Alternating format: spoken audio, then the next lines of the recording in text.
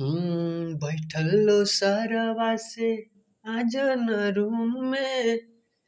जानी जनानी संगे काटमन सुन में हो चलो चदर के भीतरे हम बानी हिटरे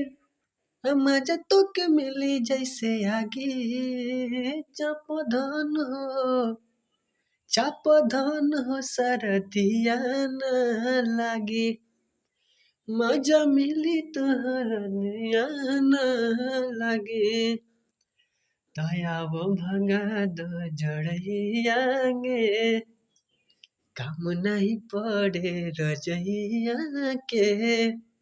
हव पतवार तू हमारे भतार अब बन जा खेवैया तू नैया के